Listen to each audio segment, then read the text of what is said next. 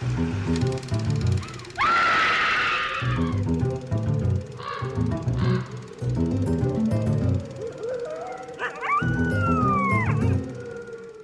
and welcome to Scream Scene, the horror movie podcast, where we watch every horror movie ever made in chronological order, and then we rank them from best to worst. My name's Sarah. And I'm Ben. Thanks for listening to us today. How are you doing, Ben? It is officially December of 2021. Yeah. Gosh. Ben's life just flashed before his eyes. I didn't mean to upset you. Oh, that's fine. That's fine. How are you today? I'm doing all right. We helped a friend move yesterday, and we are definitely over 30 because we cannot do that anymore. I am so sore. How are you? You know, I'm not sore at all today, actually. Oh. Which is nice. I thought I would be. It's probably because you had a very long, luxurious bath. Yeah, that might be part of it. Yeah, that's a good point. I didn't have like a shower until today, so. Well, I'm sorry to hear that you are having a rough day. Yeah. But we got a treat for an episode today, so I hope that perks you up. Well, if this is a treat, what's the trick? That we have to do the show, I guess. Oh, okay. As in addition to just watching the movie. Sure. That there's like work involved. Well, what are we watching? Today, Sarah, we are watching MACABRE from 1958, directed and produced by William Castle. Been waiting for Bill Castle to come to our midst. So have I. I'm very excited to be getting the first of his legendary horror films, and we're going to be seeing a lot of him on the show in the episodes to come. He's a really interesting guy. So this film is based on a book that I had never heard of by an author I had never heard of. So I'm hoping, Sarah, that you can enlighten us a bit about The Marble Forest. Yes. So The Marble Forest is by an author named Theo Durrant. Now, if you were to Google, dear listener, Theo Durrant, you would come up with someone who was not an author, whose name is Theodore Durrant. He was known as the Demon of the Belfry. Sorry, what? This guy was born in 1871 and executed by hanging in 1898 in San Francisco for having murdered 2 young women. He was the assistant superintendent at Sunday school at the Emmanuel Baptist Church in San Francisco. And the 2 women that he was charged with murdering, he maintained his innocence, but he was charged with murdering. These 2 women were found in and around the church. So this guy was an 18-year-old Sunday school teacher who murdered a couple of girls in and around the church. Yeah. Okay, go on. The novel, The Marble Forest, was published in 1951. So this seems incongruous. So there's no relation between Theo Durrant, the author of this novel, and the Theodore Durrant from like the 1800s. Other than murder. Other than the name. Okay. Because our author does not exist. Puzzling. This novel was written by a group of 12 authors. That's a lot of authors. So these authors are William A.P. White, Terry Adler, Eunice Mays Boyd, Florence Faulkner, Alan Himpson, Carrie Lucas, Dana Lyon, Lenore Glenn Ufford, Virginia Rath, Richard Shattuck, Darwin L. Telhet, and William Worley. And the reason that this group of 12 came together in the night to write this novel is it was part of a promotional and marketing stunt by the North Californian chapter of the Mystery Writers of America Association. Okay. Now, was this like a writer's room situation where like they all contributed, like, you know, going around the table and coming up with ideas and then like rewriting each other? And like, you know, it's like when you see like a movie or a TV show where there's like a whole bunch of writers and you go, oh, this is a problem. Or like, how did 12 writers write one mystery novel, I guess we can safely assume? So I'm unsure who came up with the general idea, but each writer wrote a chapter. Oh no, it's an exquisite corpse. The way this ties in with like it being a promotional stunt is the Mystery Writers of America Association, MWA, held a contest for readers to try to determine which author wrote which chapter. Oh, fun. The Marble Forest has a frame narrative following this doctor who, you know what, let me take a step back here. Okay. We're set in a small Californian mining town called Red Forks. And there's a town doctor. He's kind of new. His name is Dr. Rodney Barrett. And he's ruffled some feathers in the town. One night he gets a call, a mysterious call, that his young daughter has been kidnapped and buried in the local cemetery. Ooh. Alive. Ooh. So he has like 5 or 6 hours to find her and dig her out. So, as he goes into a graveyard, which one could describe as a forest of marble. Oh. There we go. He starts like digging out graves. As he's opening up these graves, we hear kind of what the stories are of the person who is buried here. And that's each chapter. So everything's pretty interrelated because it's a small town and it's kind of like, you know, you're unearthing the dirty laundry and the town's secrets. And that's the novel. Dr. Barrett does find his daughter alive. Oh, good. You know, by the end. This led me to like dig into like, what is this Mystery Writers of America Association? It was founded in 1945, so at the time of publishing this novel, it's like 6 years. Okay, like it's very new, yeah. Yeah. And the fact that, like, you know, this is like the Northern California chapter, so they would probably be aware of the historical Theo Durrant, which is probably why they chose his name for the pseudonym. But the MWA is a professional organization for authors to share and discuss their writing.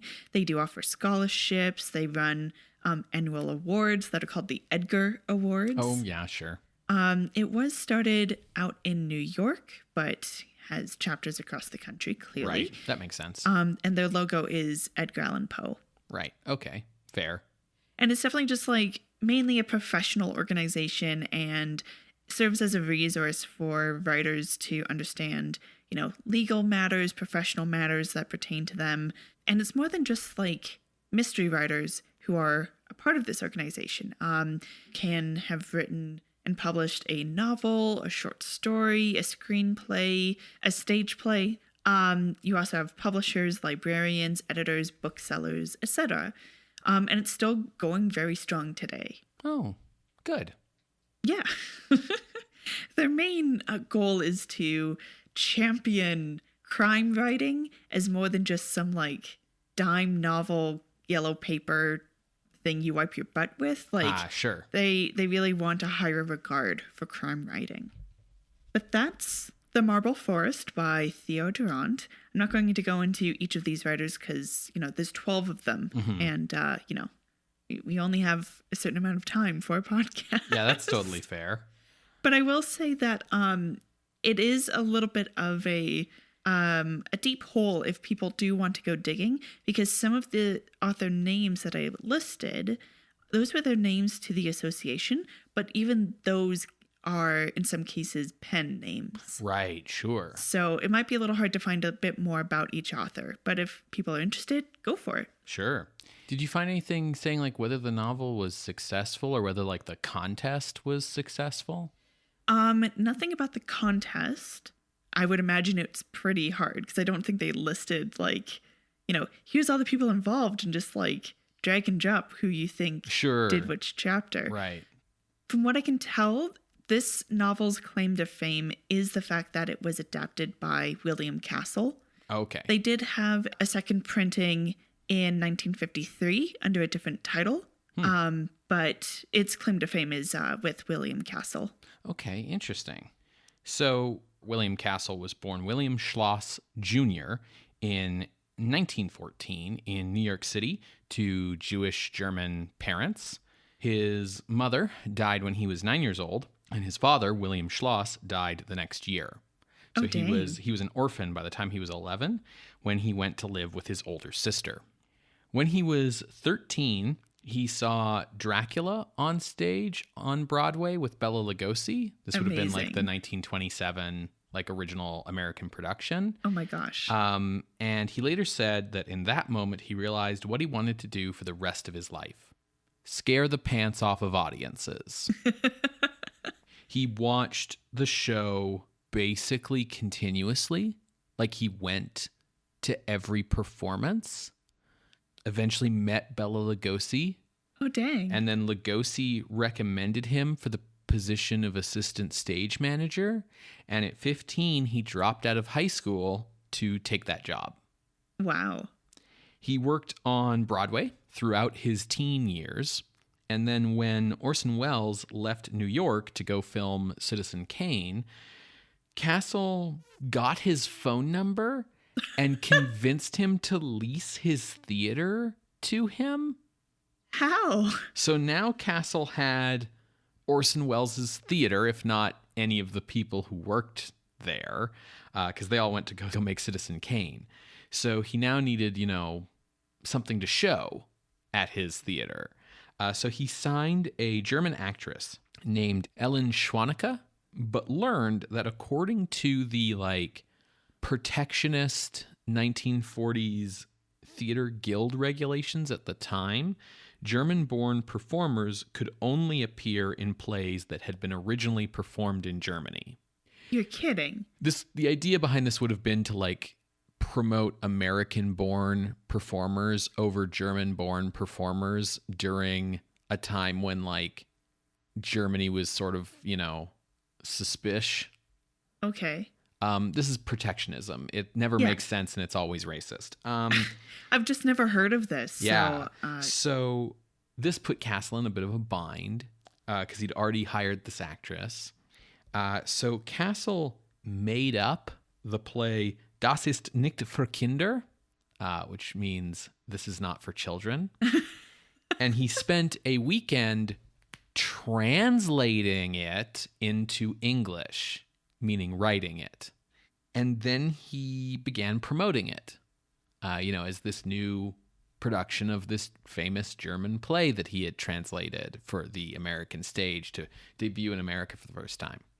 Meanwhile, the Nazi Party sent an invitation to Schwanecke, who had fled Germany a couple of years prior, to travel to Munich to give a performance. And so Castle wrote a telegram on her behalf, turning them down. And then he sent a copy of that telegram to the newspapers and promoted his actress as the girl who said no to Hitler.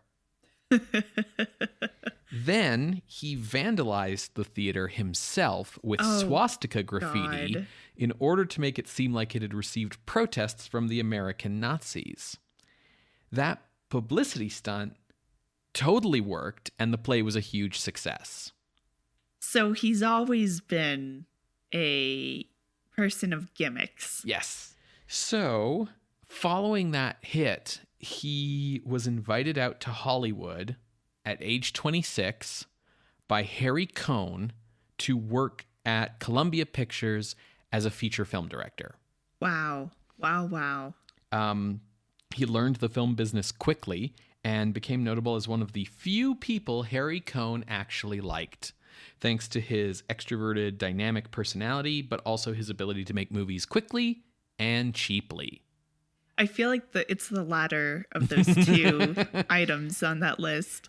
By 1958, he had directed 39 B movies for Columbia Pictures in a variety of genres, particularly westerns, but also mysteries and, little crime dramas and all that kind of little cheap crap, right? He had also done a few episodes of television by this time. He also served as the second unit director on Orson Welles' film The Lady from Shanghai for Columbia in 1947. In 1955, Diabolique was released in American theaters, and Castle saw that film and noted its phenomenal success and decided that he was going to do that. Go back to his roots of wanting to scare the pants off people. Yeah. So in July of 1957, he struck out on his own from Columbia and formed the production company Susina Associates with writer Robb White, with the intention of making 5 films over the next 16 months, the first of which would be MACABRE. That's ambitious? Very ambitious. So Robb White was born Robb White III in 1909 to Episcopalian missionaries in the Philippines, his dad, Robb White Jr., being an Episcopalian minister. So he spent much of his early life traveling the world with his missionary parents. Okay. He had no formal schooling before he attended Episcopal High School in New York City, and from there enrolled in the U.S. Naval Academy at Annapolis, which is like the Naval Academy for the Navy. Is that like a big deal? So you have to apply to the academy, and you need a recommendation from a congressman to get in. Oh, dang. Okay. Yeah. So it is a big deal. Yeah. It's not just like basic, like this is like Starfleet Academy, but for the Navy, right? Like you become an officer, and it's really hard to get in and all that kind of stuff, right? Okay. Yeah. So he graduated from Annapolis as an ensign in 1931. He then worked briefly as a draftsman and construction engineer for DuPont. But what he really wanted to do was be a writer. He had decided at age 13 that he was going to be a writer. So he would get home from DuPont at 8 p.m., and then he would write until 2 a.m., and then he would sleep until it was time to go to work in the morning for DuPont again. Wow. And this paid off because he sold his first story for $100 in 1931, and soon became a prolific author of a variety of short stories for like various magazines, like Esquire, The New Yorker, Boy's Life, like you name it, he wrote for it. He wrote under women's pseudonyms to do romance short stories, like just everything, to the point where he didn't need to work for anyone anymore because he wrote so prolifically and often that he just regarded it as a trade. Mm-hmm. Like he was known as the writer's writer. Okay. He soon began writing novels, primarily adventure stories meant to be read by young people. In 1937, he married Rhodey Mason, and they set sail to explore the Atlantic Ocean on his schooner for the next 6 months. Wow. One afternoon, they landed on a tiny 8-acre island, uninhabited, called Marina Cay in the Caribbean, and they decided to purchase it for $60. From who? The British Crown, because they were in the British Virgin Islands. Sure. They then built their own house themselves on the island, and they lived an adventurous 3 years, weathering hurricanes, aiding Jewish refugees, fighting off a Nazi ship, and hosting visits from his mother-in-law. What is it about your experience with mother-in-laws that makes you list that alongside fighting off Nazis, Ben? White, you know my mother listens to this podcast. White detailed these 3 years in a series of 3 memoirs. Oh my God. I believe they are called In the Privateer's Bay, Our Virgin Island, and 2 on the Isles, I think. When World War II broke out, White was recalled to the Navy, where he fought as a naval pilot in a variety of different postings, like on a bunch of different ships in the Pacific Theater. He had experience on aircraft carriers, destroyers, and submarines. And he rose to the rank of lieutenant commander by the end of the war, which is like That's a really fast, like instant to lieutenant commander in 5 years. And these experiences would provide the basis for a number of his later novels. However, he and his wife would lose their island paradise when it was sort of eminent domained away from them by the British Crown during the war.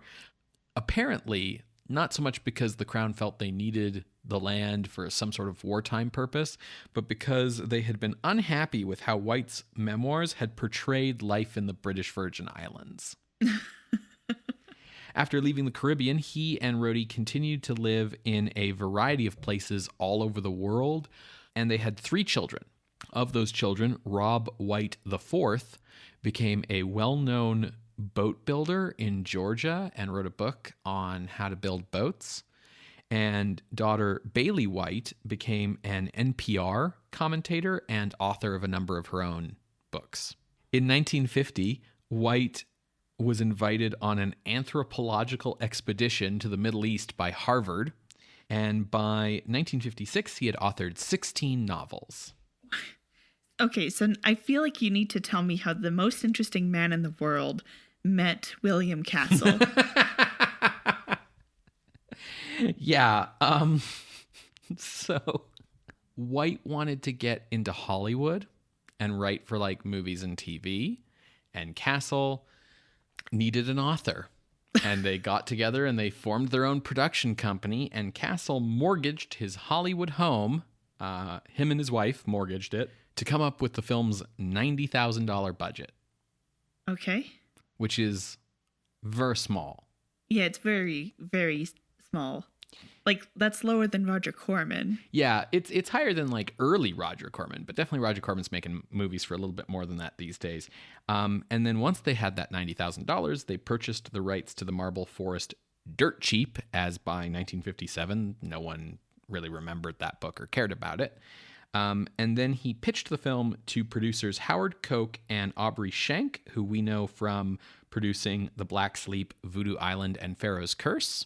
They were so impressed by his pitch that they decided to lend Castle the use of their Bel Air Productions facilities and crew. Oh, dang. In exchange for a percentage. Okay. So then Castle filled the cast with character actors and other inexpensive faces, such as William Prince, who was a frequent face on TV soap operas and the occasional feature film, but whose like big roles in his career would come in like the 1970s in movies like Network. Comic actor James Bacchus was the voice of Mr. Magoo, and he was also James Dean's father in Rebel Without a Cause, but his big role as the professor on Gilligan's Island was, like 10 years in his future. Actress Christian White primarily worked on television, and actress Jacqueline Scott was making her film debut in Macabre. She also met her husband on set. He was the stills photographer, and they remained married until their deaths in 2020.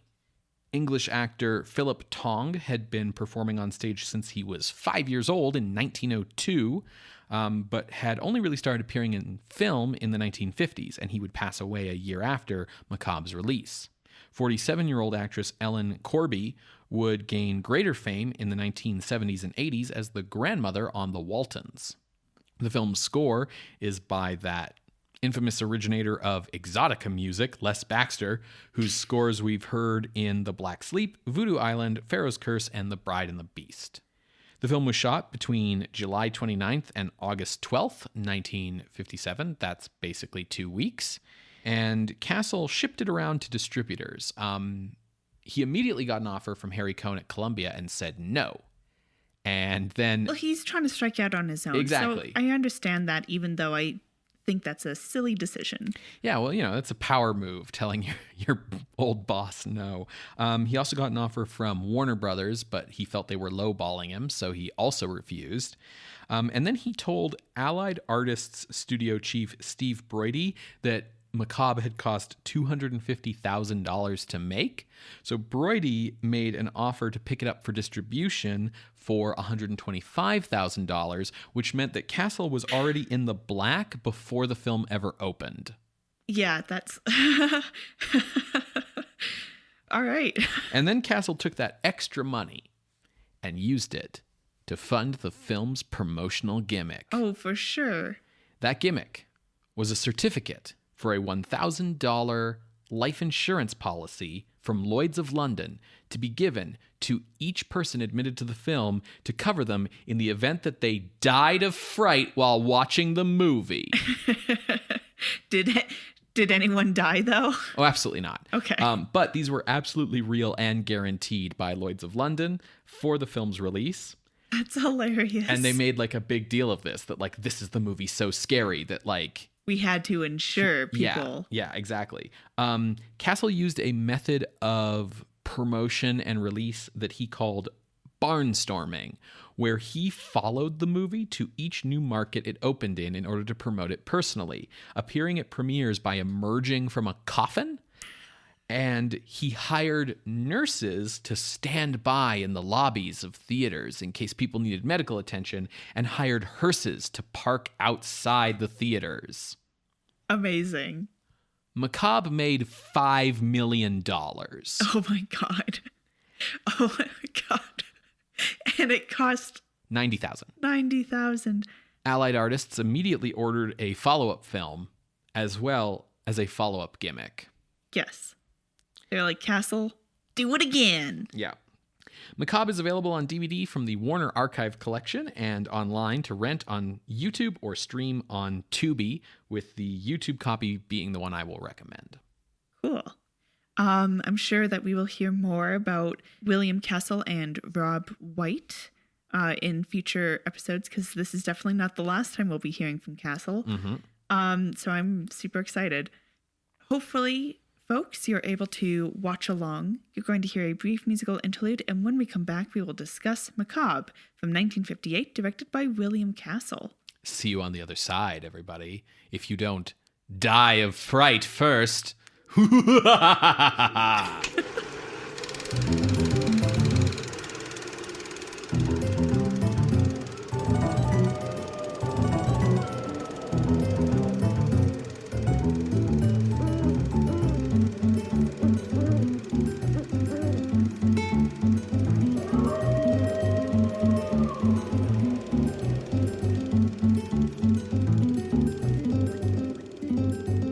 Hello, everyone, and welcome back to Scream Scene. We just finished watching Macabre from 1958, directed by William Castle. Sarah, what did you think of this movie? Did it live up to your expectations? I think it did. It definitely rivals House of Wax in terms of wanting to lean into gimmicks. And I think it works really well. What did you think? William Castle really said, hey, what if horror movies tried to scare you, though, didn't he? He really did. How could he say something so controversial and yet so brave? Yeah, this is a really good movie. It does have some good spooks and scares.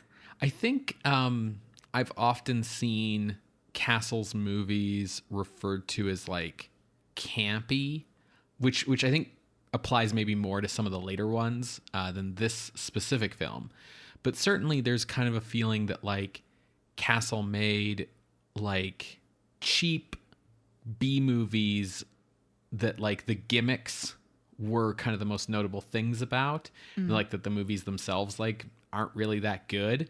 And I think that people who think that are maybe looking at stuff like Macabre and comparing it to like Alfred Hitchcock thrillers or like Hammer horror films or like later movies that they're more familiar with.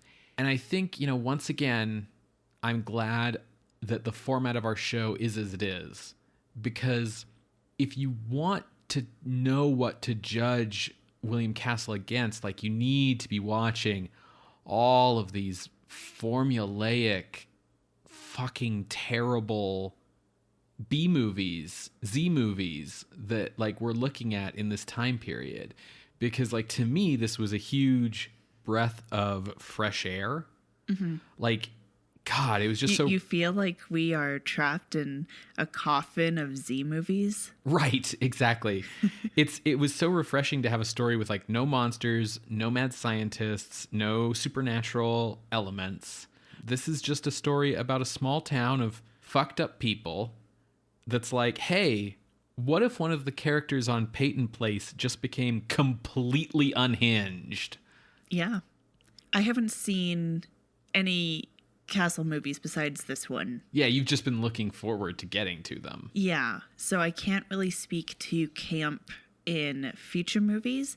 Looking at MACABRE, I would say that whoever is describing this movie as camp is perhaps conflating camp with melodrama. Yeah, which is a common mistake. Yeah, this movie definitely has melodramatic elements to it. And I don't know about comparing it to like Hitchcock or even Hammer horror stuff. Honestly, this had a similar vibe to me as some Val Lewton films. I think probably because they're doing a lot with like no budget. But let me tell everyone what the story is about, and then we can really get into the meat here. For sure. Really dig into the grave. Right. And dig deep Yes. into the film. So Ben outlined the gimmick in Castle's marketing of you'll be insured for $1,000 if you get scared to death. So that's directly inspired by what happens in this movie. Mm-hmm. Spoilers. They say at the end of the movie, don't tell anyone. So I just feel like the movie is telling me not to. So I have to be clear. This is like the earliest use of like they actually use the words, you will spoil the movie for other people, right? Like they use the word spoil. So yes, we were explicitly told not to do what we are about to do, readers. We're bad boys. When the film opens, we get an announcer saying that, you are insured for the $1,000 for like the next hour and a bit. And if anyone near you gets too scared, like make sure to check on them, get medical personnel, etc. And as that announcer is, speaking, we see this picture of a clock that is at a funeral parlor, and it's like a neon flashing clock. It's quite extravagant. But it really puts into your mind that like there's a sense of time in this movie. Yeah, that there's a time limit. That time is important here. So next we see that we're basically set in 1958, and there's a funeral parlor operated by a Mr. Quigley here in this small town, and he's reporting to the chief of police that a child's casket has been stolen. Now, Police Chief Jim Tylo is kind of like mocking Quigley, like, oh, I'm sure, like, you're just trying to get insurance money because you owe everyone money, and kind of ribbing him a little bit. And it's kind of clear from that interaction that Jim sees himself as the law in the town. Like, he's not going to report the casket being missing because he's like, Quigley, I think you're up to something. Yeah, he doesn't take him seriously. Yeah. We never see, like, any other police officers, so, like... I think it's just Jim. Yeah, he's just the sheriff in this small town, so... Now, as they're talking, they do mention that tonight at midnight is going to be a funeral for a Nancy Weatherby. The Weatherbys are like the richest family in town, and, Mr. Weatherby's heart just hasn't been the same since Alice died, and now Nancy has died. And do you really think that local doctor Rodney Barrett really did all he could to save Nancy? Next, we see that Dr. Barrett is pulling up to his office across the street, and so Jim goes over to kind of rub in his face a little bit that, like, hey, you should probably leave town. Alice died, and now Nancy's dead, and it's kind of your fault, dude. But it's clear that Rodney isn't going to be intimidated, so he goes into work, and we see kind of the effect of no one in this small town trusting this doctor because he has no patience. Now, he does have a nurse named Polly who kind of acts as his sidekick throughout the film. And she's like, yeah, you don't have any patience. Why don't we pick up your young daughter, who's like 3 years old, and we like treat her to like a dinner night out. It's clear that Polly has a bit of a crush on Rodney, though it's unclear how he feels about her. So they decide, okay, let's leave early and we'll go pick up his daughter, Marge, for dinner. And they head home, and Rodney's nanny, Miss Cushions, is there, but Marge isn't. They can't seem to find Marge at all. Now, before Marge was dropped off home to be with Miss Cushions, she was at Rodney's girlfriend's house, Sylvia, earlier. So Rodney's like, okay, well, I'll go over to Sylvia's. Maybe Marge went back there and we'll see where she is, leaving Polly and Miss Cushions back at the house. So he goes to Sylvia. Marge isn't there.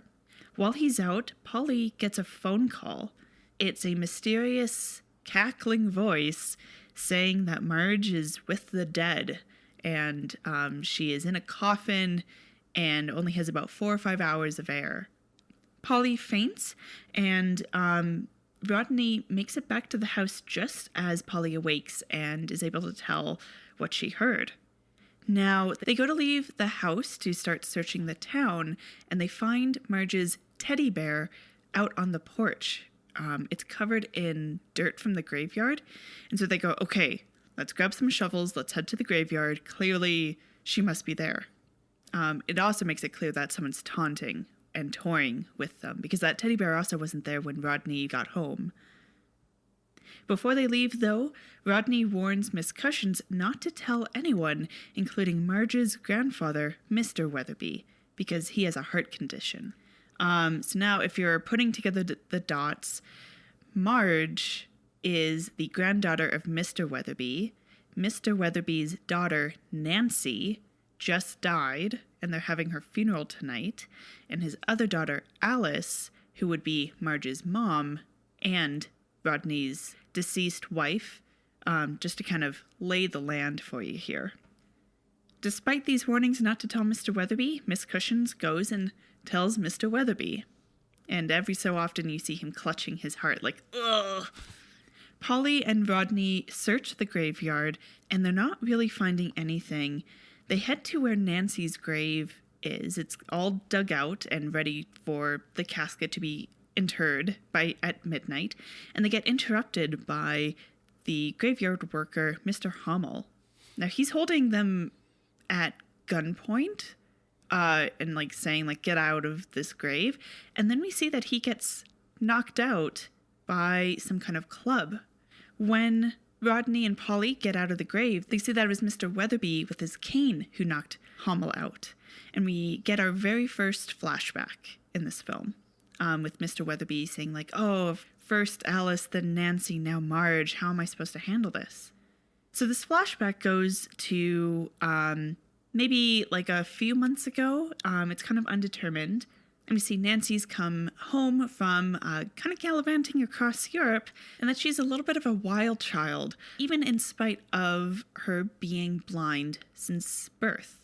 That isn't a twist. That's something I didn't mention earlier. The reason why she's getting buried at midnight is because she was born blind, so she was brought into the world in darkness, and now she'll leave in darkness. That's kind of Mr. Weatherby's rationale here. Also, it's a horror movie, so being interred at midnight is kind of more spooky. Anyway, so Nancy is a wild child. We see that she is kind of down to clown with anyone who comes around. When she's first in town, I don't mean to be rhyming, when she first gets back into town, she gets pulled over by Chief Jim. It's clear they have some history. It also makes it clear that Jim was deaf in love with Alice, and now he's with scooping around with Nancy, and Nancy calls him on it. But they definitely have sex in this 1958 movie. Off camera. Off camera. Next in this flashback, we see that Nancy goes to Rodney, and they're talking around her needing an abortion. She's pregnant. Her only choice is to marry Jim. And she's like, no, I don't want to be married. I don't want to have a kid. I don't want to be a mother. I want to be me.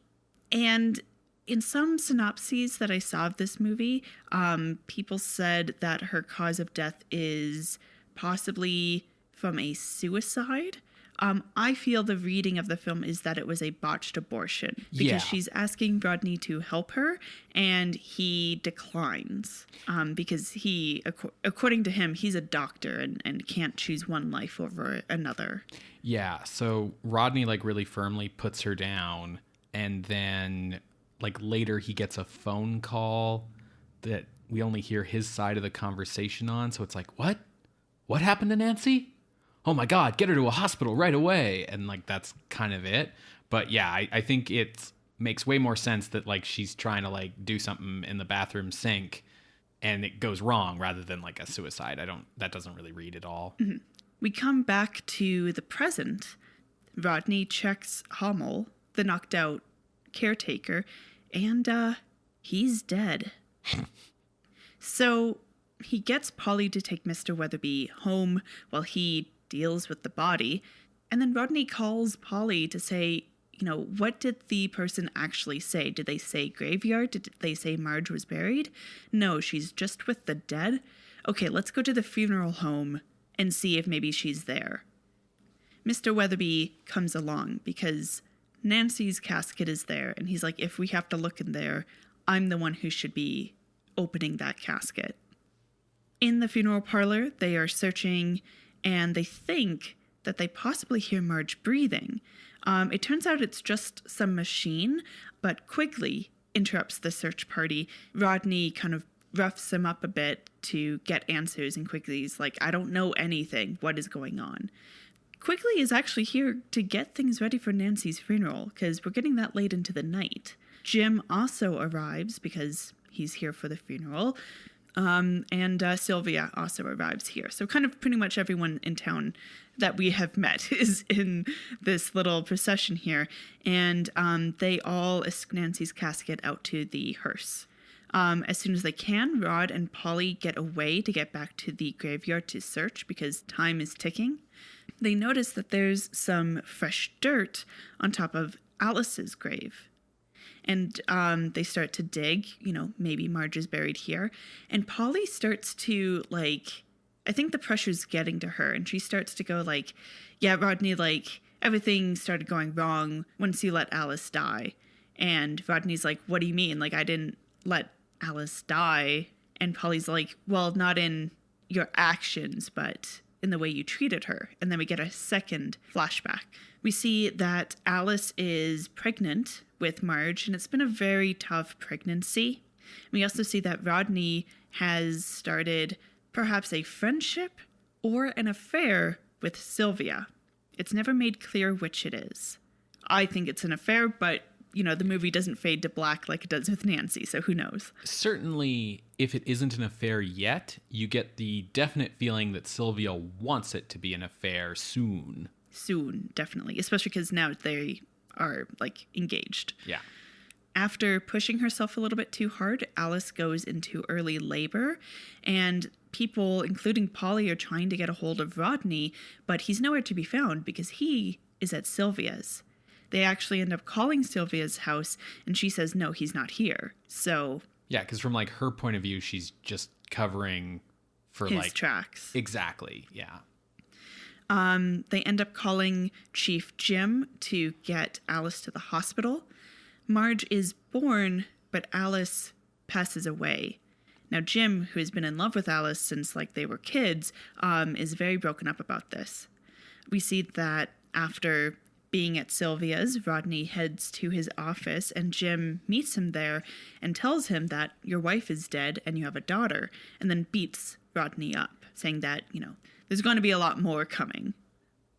We come back to the present, and this fight between Polly and Rodney gets interrupted because Jim appears. He's like, yeah, because Nancy's funeral's over there. And he kind of asks, what are you guys doing here with shovels? What's going on? They don't really answer him, but then Polly notices that there is a crypt nearby. She goes, oh, maybe she's in here. And they try to get in. Now, this crypt happens to be Jim's family crypt. Polly gets in because the door is unlocked. Apparently, the only key was with Hummel.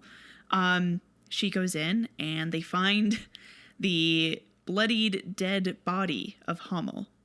So a good scare there.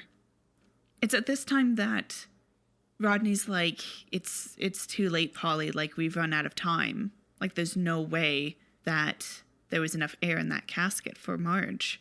So they head over to Nancy's funeral. Very, very sad. They lower the casket. They have the sermon. As they start taking dirt from the mound to put onto Nancy's grave, they find the child's casket buried under the dirt. And Rodney is like frantic trying to get to it and opens it up. And inside is a decomposing child. Mr. Weatherby sees this and suffers a heart attack. After like this entire evening of like strain after strain, it's this that really pushes him over the edge. And things happen very quickly once they open the casket and they see the decomposing child, because Weatherby has his heart attack, and then we hear shots go off and a gun fall to the ground. Next thing we know, it's Quigley who has shot Rodney. Now Jim starts questioning him, like, what is going on? Like, what the fuck is going on? Quigley says, he's the one who made me do it. There was no stolen casket. Rodney paid me to put the casket here, to put a mannequin done up to look like Marge in the casket, all to cause Mr. Weatherby to have a heart attack. But I don't want any more of this. So he like throws the gun down. Now, Rodney is like shot in the belly. So it's like a slow, painful experience for him right now. And he's like, no, don't move me. Like, let me go back to my office first. So they take him back to his office, and Polly enters with him. And she's like, why did you do any of this? Rodney's like, I just wanted the inheritance money. Alice was out of the way. Nancy was out of the way. And Mr. Weatherby, I waited like 3 long years after Alice died for him to finally go. And all it took was 5 hours of this like wild goose chase of looking for Marge. And then he succumbs to his gunshots. Polly then kind of looks around, sees the locked door in the office. She goes in and Marge is there just asleep, just hanging out like a 3-year-old does. And that's the end. Of course, we do get the ending announcer being like, and don't spoil this for other people. And if you're still alive, you know, because the insurance money. And then we get some like very humorous end credits. Yeah, we get end credits here. And they're animated and they're quite fun. Yeah, it's sort of like the first time we've really had like a long extended end credit sequence, but it's worth pointing out that the movie doesn't really have opening credits. It just says like, you know, William Castle and Robb White present Macabre, and then we're into the movie, right? Yeah, take that, Christopher Nolan. So the final twist ending is honestly totally bonkers, and it's a little unbelievable given all we've seen. It's one of those twist endings that like, once you know it and you watch the movie again, or even just thinking back, you're like, that doesn't really make sense. There's a few things that don't make sense about it, but like mostly I think it's that the psychologies don't seem to add up. Like, it turns out that Rod's just been faking his like entire personality for years, because it's all been to lead up to this extremely elaborate scheme to get the inheritance money from his rich father-in-law who has a heart condition, because like, oh, like no one will suspect it was murder because he died of fright. I mean, yes, but I can also see how one decision led to the other with him. Like, I imagine, you know, he's fresh out of medical school. Maybe that's when he meets Alice. And he's like, oh, what the Weatherbys are like the richest people in this town. Like, as we go through the town, every building has like the Weatherby post office. Right, yeah. There's a bench that says, buy from Weatherby's. Like, they are like the richest people in town. So he like is like, okay, I'm going to marry in because I know that the dad has a heart condition. So it will only be a matter of time. And in the meanwhile, I'll have a cushy life as like a rich son-in-law. And then, you know, by inaction, maybe he gets the idea after Alice dies that like by inaction with Nancy that like one less person. And then at that point, he's like, okay, well, then it really is just one more thing, one more nail in the coffin for Mr. Weatherby, as it were. Well, yeah, but like, so the thing is that like we don't get like a really good motivation for why Rod needs the money. It's just sort of like you just said. He's like, I wanted the inheritance money, blah. And like, that's fine. Like, money's good, but like the movie doesn't, it's not like Quigley. We find out that Quigley agreed to do all of this for Rodney because Rodney was going to pay off his debts. And those debts were set up earlier in the movie. And definitely, like, if you're ever watching a mystery and like a character early on is like, I owe so many people so much money, like, write that down. That's a clue. But like, we don't get anything like that for Rod. Like, there's nothing really establishing why he needs to go to all these lengths to get Weatherby's money, especially when it's all just a matter of time as well. And certainly, like, Rod's a good actor given like how the search for Marge goes. Mm-hmm. I will say that the thing that knowing the ending does make a little bit clearer is why Rod is such an asshole in the flashbacks. Because like there's a lot of weird things with both flashbacks. With Alice, Rod's a doctor, so he's, you know, very insistent that his pregnant wife not like excite herself too much, which is an old-fashioned bullshit concept. But like, it feels like he's extreme even for a 1950s doctor. Like, yeah, it seemed to imply that she had been in bed every day for 9 months. Yes, since conception. Yeah, and that like she comes to his office and she's like, Rod, like, couldn't we fucking like go for a picnic in the park or something? Like, she's not like, hey Rod, I want to go fucking skydiving into the Grand Canyon. She's like, I want to eat food outside. And he's like, no, get the fuck back in bed, Alice. I'm trying to have an affair with Sylvia. Like, he's really insistent about it, and seems to be like really harsh to Alice. And then with Nancy, like, again, he's like really put his foot down. Like, no, I'm not helping you because I'm a doctor, so I have no right to like choose one life over another. And it's really weird to me a little bit because doctors are supposed to do no harm, and he doesn't raise like a religious objection. He's just like, no, I'm not going to help you. You have to marry Jim.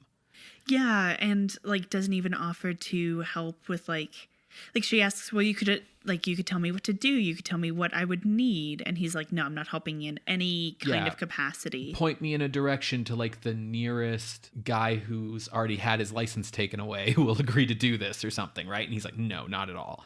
And so I feel like if he's trying to get Nancy killed, that makes sense. Yeah. But but I don't, there's a lot of like little holes in this whole storyline. If the goal was to get Weatherby to die of fright, wouldn't it have made more sense to take Weatherby with him on all of the investigation? But then it would be too obvious, Ben. Would it? Because the other thing is that like this plan depends on Miss Cushions and Polly going against his wishes repeatedly. Because he's like, Miss Cushions, definitely whatever you do, don't tell Mr. Weatherby about this. Polly, whatever you do, don't bring Mr. Weatherby with you on the search. And they both do those things.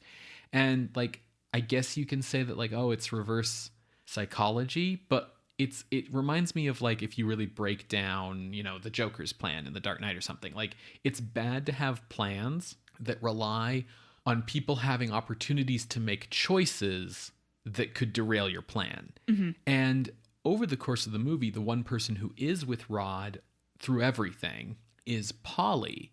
And she's the one who gets the phone call that's like, ha, ha, ha, ha, the shadow knows where Marge is buried. Ha, ha, ha, ha. And she's the one who like gets led into the crypt that has like Hummel strung up bleeding and gets scared. Like, if the plan was to scare Polly, it makes sense. There's just like these little holes and things. But what I will say about the twist ending, at least in my opinion, it's definitely not something you're going to guess on your own. I think the closest is like, yeah, Rodney could have done more, but But they're just playing him as being like this sympathetic guy who's had like a real hard knock life kind of thing, right? Yeah. I'm so used to these movies having such obvious endings that I was sure it was going to be Tylo, like the sheriff. Yeah. Because it's like Rodney's like... Well, he also, like, the actor who plays Jim does play him like that. Yeah, but I'm just so used to these movies being not as clever as they think they are. Yeah. Well, I think that's the benefit of having clearly like a really good writer. Right, yeah.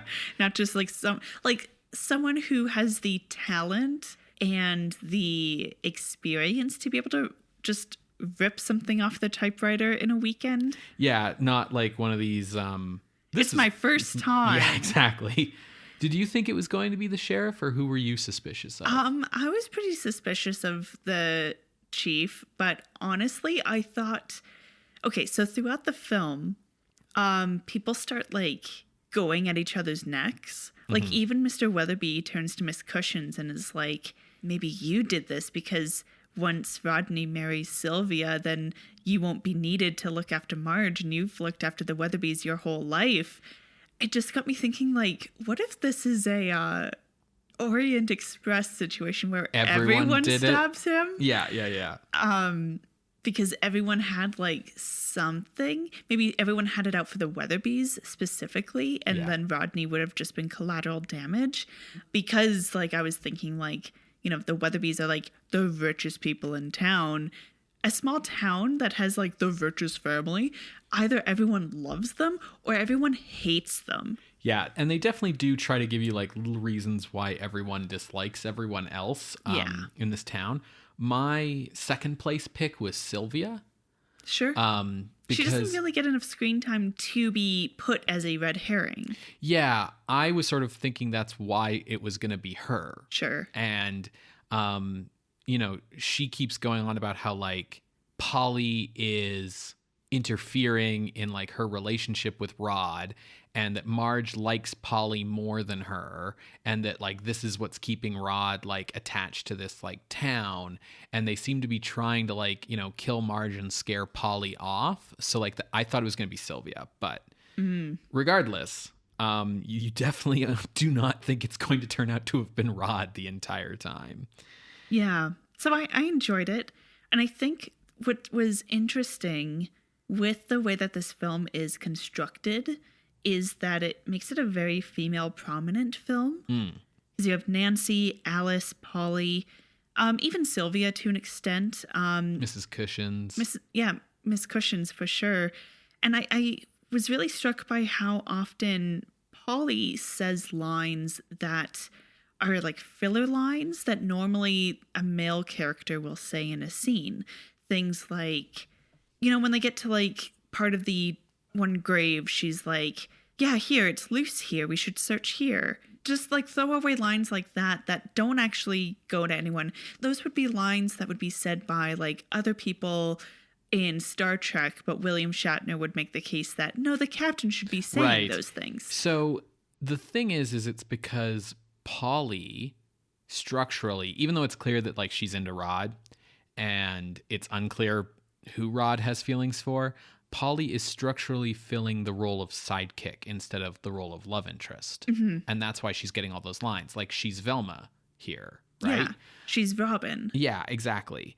Which was really cool. And I do think the movie has like a really interesting take on its female characters. Especially like talking about abortion. Yeah, I mean like what a character Nancy is. Yeah. Right? Super cool. Unapologetic for who she is. She knows what she wants and what she doesn't want. She's the only person in this town who seems to have like a spark of like life. Joy. Yeah, a spark of life in her. Joie de vivre. And something really interesting to note about her death. The town blames Rod for Alice's death because he wasn't there and he was like off drinking with Sylvia.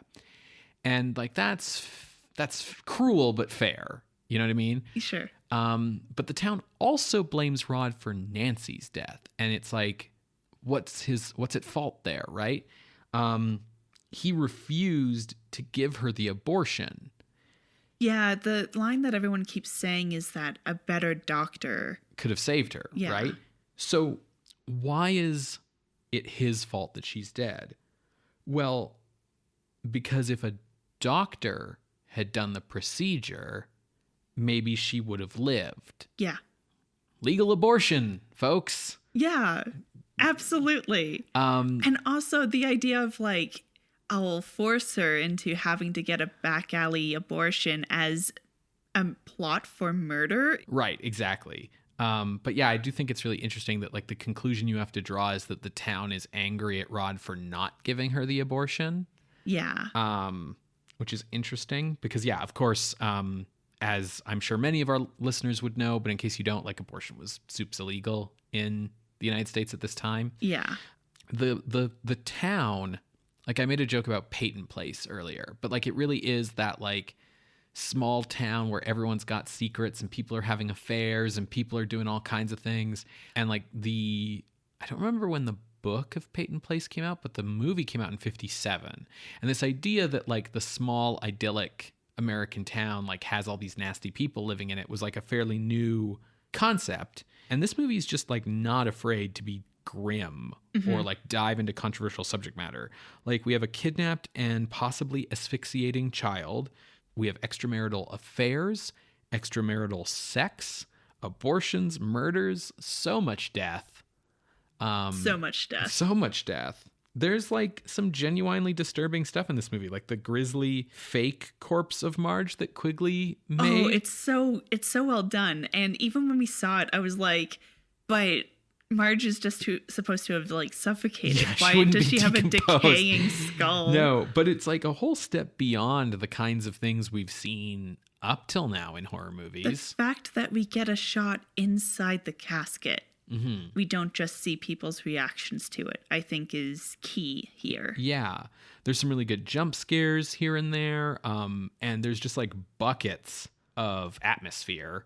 Absolutely. The graveyard set is really, really well done. They have a fog machine going. So when we look at the graves, there's like mist kind of wallowing over them. Here's the thing. So when Hummel gets hit, you know, you can see like there's a little bit of blood behind his ear. And Rodney goes over and he's like, "You killed him, Jim." That might be confusing. You're dead, Jim. He's dead, Jim. Jim is not Weatherby's name, actually. Yeah.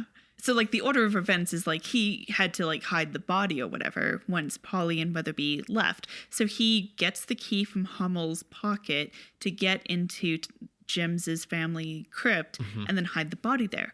When we see Hummel in that shot, he has blood down his face and off of his chin, and like he's bloodied up more. And he's definitely dead now. It kind of like allows you to... I think Rod killed Hummel. Absolutely. Like you try to fill the blanks there, even if the extra blood was just to make that moment more scary. Like it kind of puts another, again, nail in the coffin for Rodney being a terrible person. I think this is also a pretty good adaptation of the novel. I don't know if the goose chase around town kind of thing is also in the novel, but I know that it's like every chapter someone else wrote it. So I guess I just kind of assumed that every chapter was like, here's the story of how this person died in the cemetery. But even if that's the case of the novel, I would still say that Macabre is a pretty good adaptation because we get the airing of everyone's secrets and everyone's grievances. And everyone's connected, right? It's all one story. I think one of the most notable things of all for me in this movie that I noticed right away was the performances of the cast, who do a really good job of performing as if, you know, insane, stressful, terrible things are actually happening to them. Like... Polly has a great scream. Yeah, these people really do appear to be a collection of broken, selfish, hateful, tragic people. And this raises the level of emotion in the movie so much higher because movies are machines that create empathy. So if the characters really seem to be terrorized, like, you feel that so much more. And I think that the thing about this cast, or maybe it's William Castle's direction or something, but these performers remembered that, like, when you're in a stressful, horrific situation, you don't go from, like, oh, the scary thing pops out, you scream, and then kind of down to like normal again, and then another scary thing pops out and you scream, and then you're back to normal. Yeah, no, there's a real clear rising of tension in the characters as well as the movie itself. Yeah, like Polly is like losing it by the end here because she's been through so much, and you can see that. And I really, really liked that. That was the thing that made me sit up and pay attention really early on. Mm-hmm. We already sort of mentioned this, I think, but the cinematography was really good. Great use of like light, shadow, blocking, angles, rain.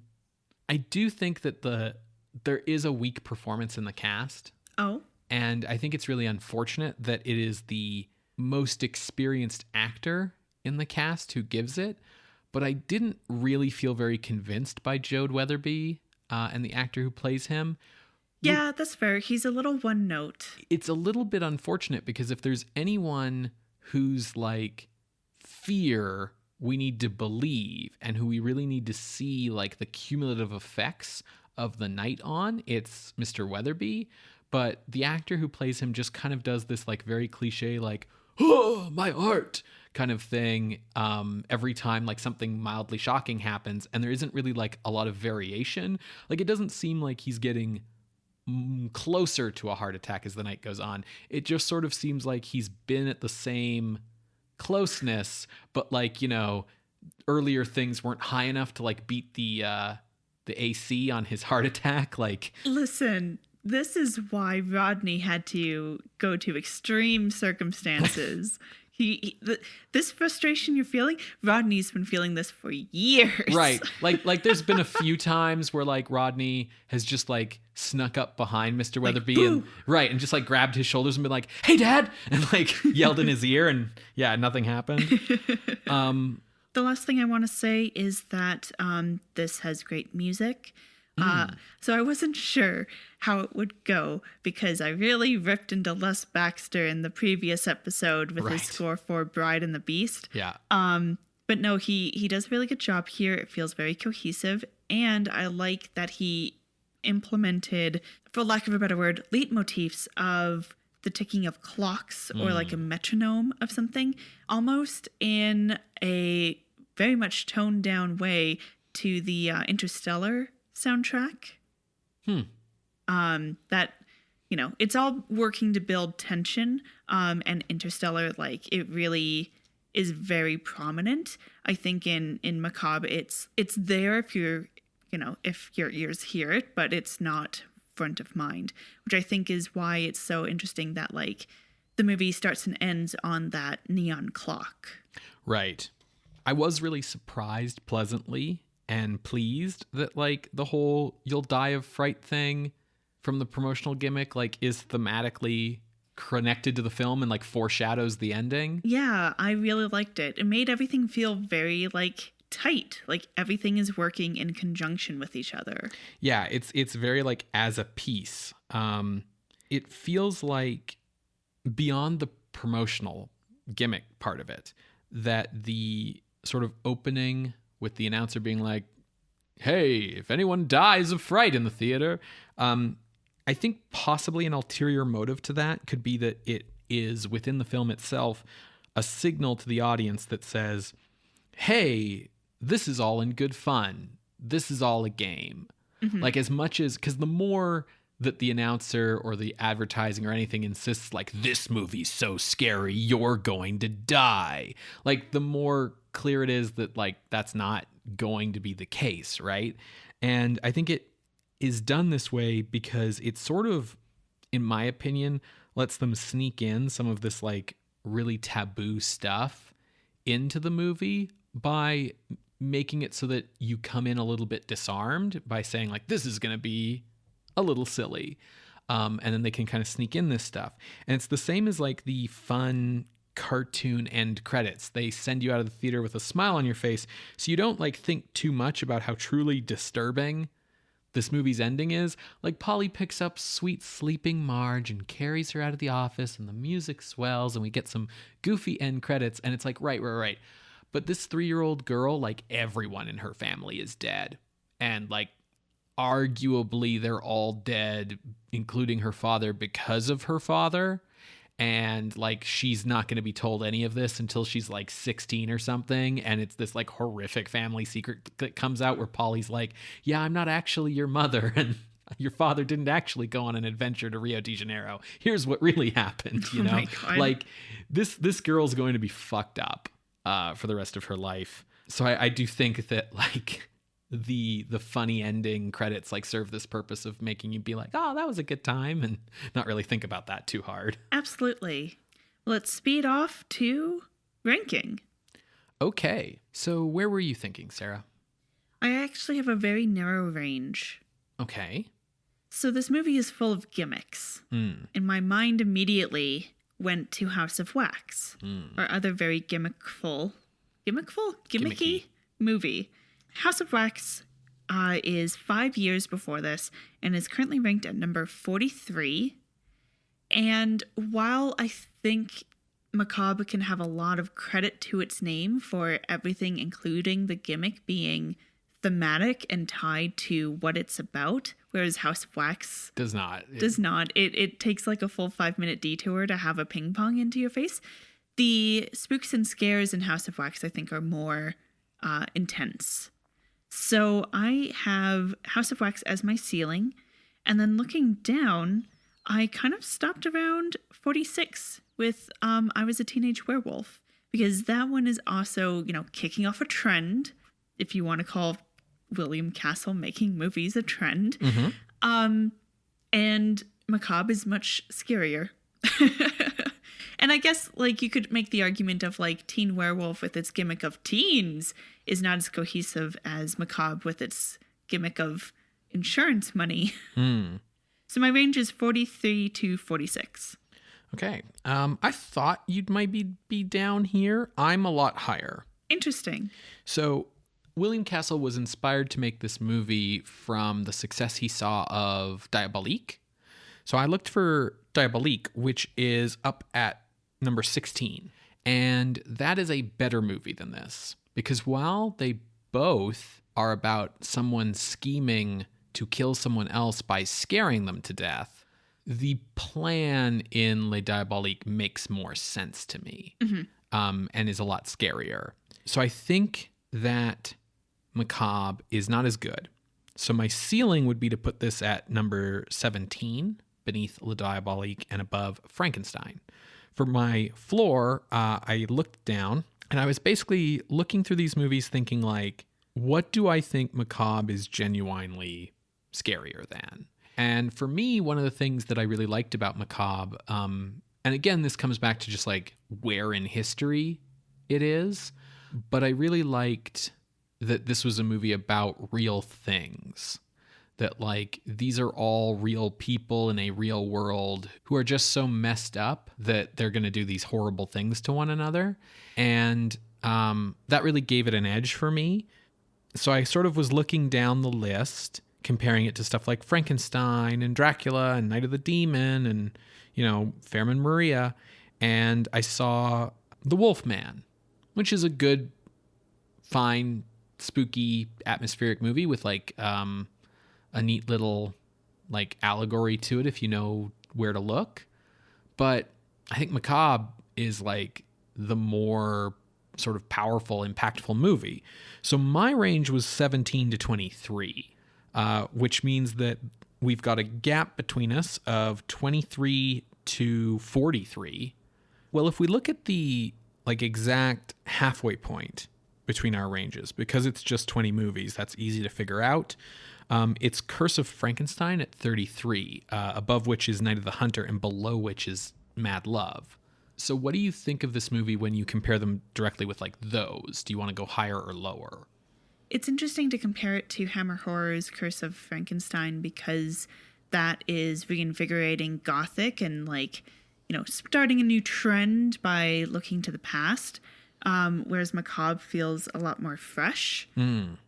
I really like Curse of Frankenstein, but I think Macabre builds its tension a little better. Maybe because I think it's shorter. Yes, I think so.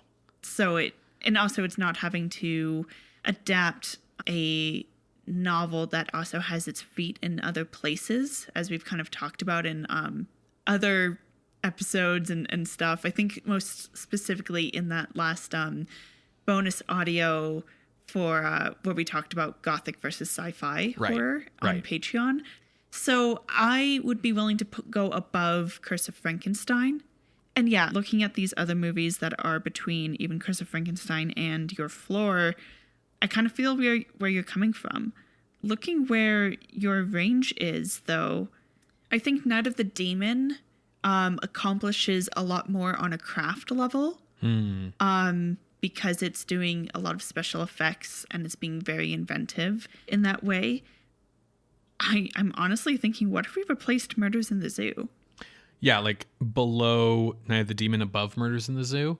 Yeah, because I don't really know how Murders in the Zoo is higher than Fairman Maria. Trauma. But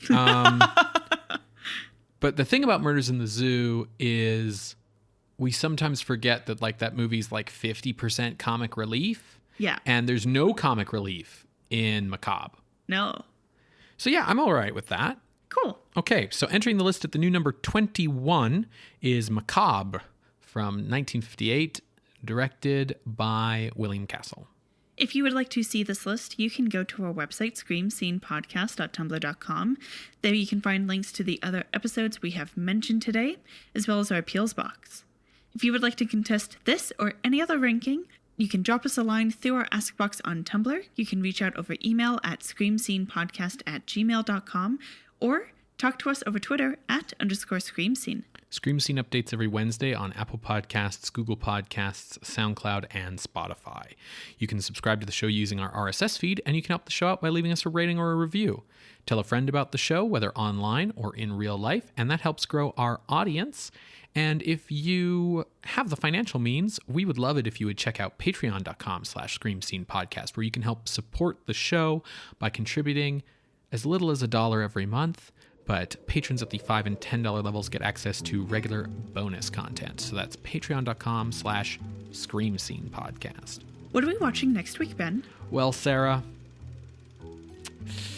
it's from the makers of Man Without a Body, which was the movie about Nostradamus's head. Oh my God. It's called Woman Eater. Well, see you next week, Creatures of the Night. Bye. Bye.